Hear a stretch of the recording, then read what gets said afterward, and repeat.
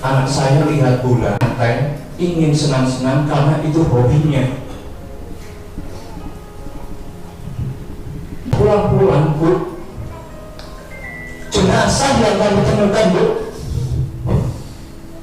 ibu, bapak, rekan-rekan, ini masalah nyawa.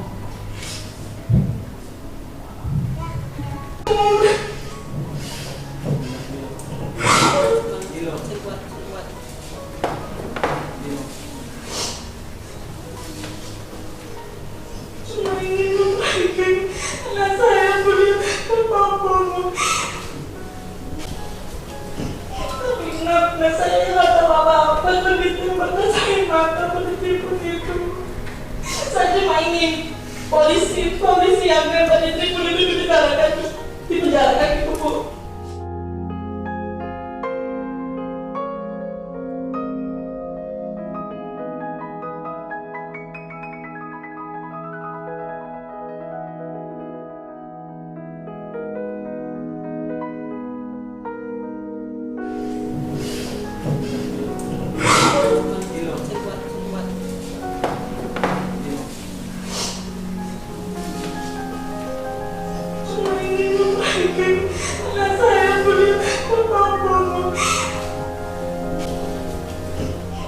Ya, jadi intinya kami dari tim hukum mewakili korban dan keluarga korban itu memang berangkat kemarin ya. Jadi ada kurang lebih 80 orang ya yang hari ini kita bagi, sebagian ada di Komnas HAM, sebagian ada di KPAI. Khusus yang hadir di KPAI adalah korban ataupun keluarga korban yang berkaitan dengan anak, begitu.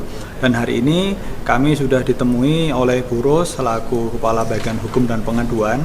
Intinya kami ingin menginformasikan, menyampaikan sekaligus mengadu begitu bahwa di peristiwa Kanjuruhan 1 Oktober 2022 ternyata banyak di sana ada korban anak ya, baik anak yang luka maupun anak yang meninggal dunia.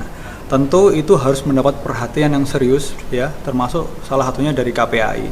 Yang lebih penting juga adalah dalam waktu dekat para korban ini dan keluarga korban juga akan menempuh suatu langkah hukum.